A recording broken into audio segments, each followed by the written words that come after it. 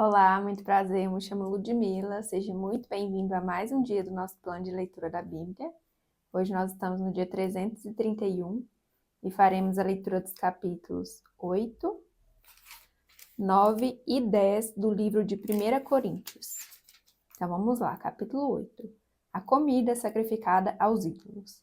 Com respeito aos alimentos sacrificados aos ídolos, sabemos que todos temos conhecimento. O conhecimento traz orgulho, mas o amor edifica. Quem pensa conhecer alguma coisa ainda não conhece como deveria, mas quem ama a Deus, este é conhecido por Deus.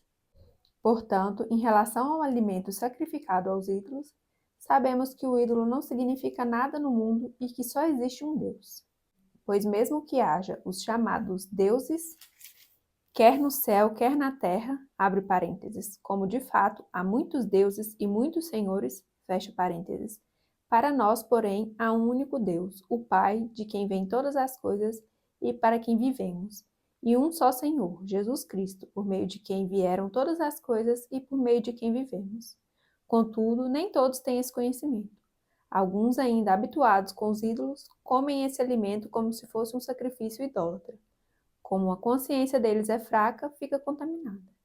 A comida, porém, não nos torna aceitáveis diante de Deus. Não seremos piores se não comermos, nem melhores se comermos. Contudo, tenham cuidado para que o exercício da liberdade de vocês não se torne uma pedra de tropeço para os fracos. Pois, se alguém que tem a consciência fraca vir você que tem esse conhecimento comer num templo de ídolos, não será induzido a comer do que foi sacrificado a ídolos? Assim, esse irmão fraco por quem Cristo morreu é destruído por causa do conhecimento que você tem. Quando você peca contra seus irmãos dessa maneira, ferindo a consciência fraca deles, peca contra Cristo. Portanto, se aquilo que eu como leva o meu irmão a pecar, nunca mais comerei carne, para não fazer meu irmão tropeçar. Capítulo 9. Os direitos de um apóstolo. Não sou livre? Não sou apóstolo? Não vi Jesus nosso Senhor? Não são vocês resultado do meu trabalho no Senhor? Ainda que eu não seja apóstolo para outros, certamente o sou para vocês, pois vocês são o selo do meu apostolado no Senhor. Essa é a minha defesa diante daqueles que me julgam. Não temos nós o direito de comer e beber? Não temos nós o direito de levar conosco uma esposa, crente como fazem os outros apóstolos, os irmãos do Senhor e Pedro?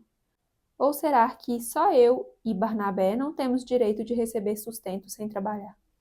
Quem serve como soldado à própria custa? Quem planta uma vinha e não come do seu fruto? Quem apacenta um rebanho e não bebe do seu leite?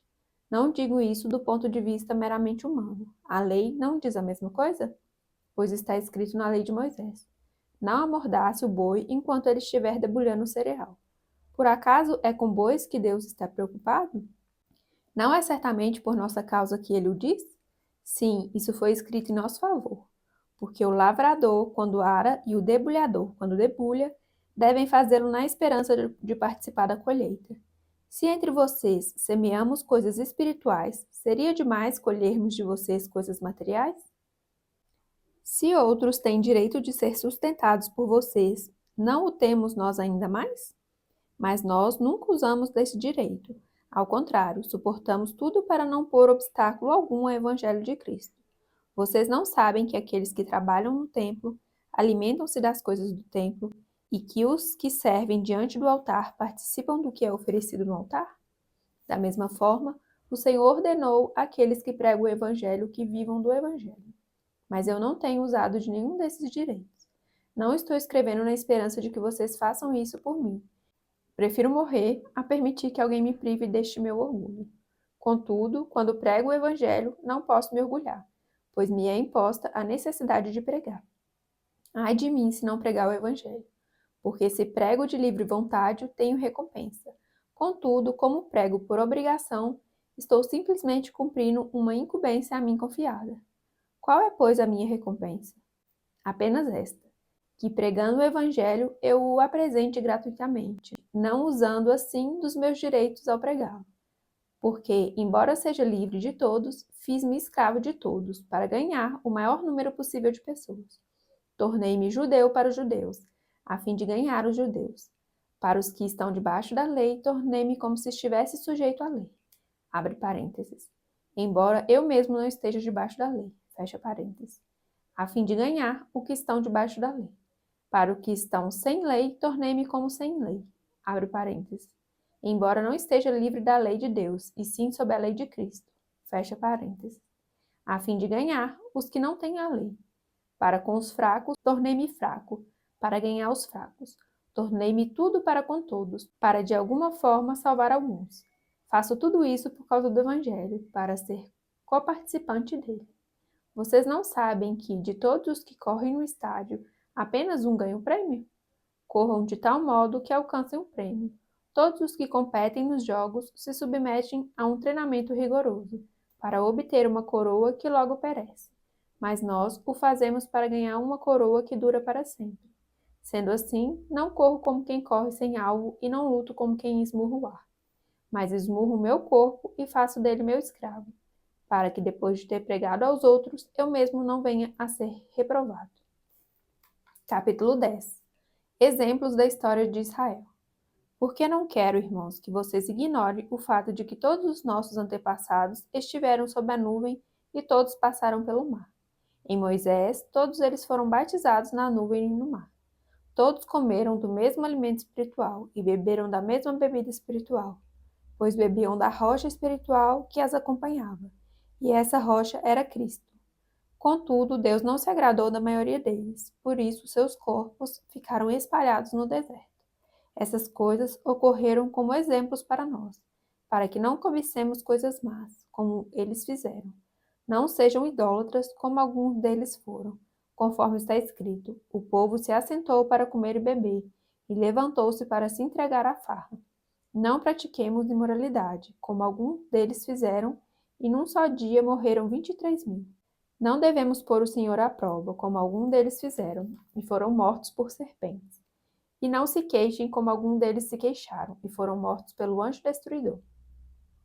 Essas coisas aconteceram a eles como exemplos e foram escritas como advertência para nós, sobre quem tem chegado o fim dos tempos.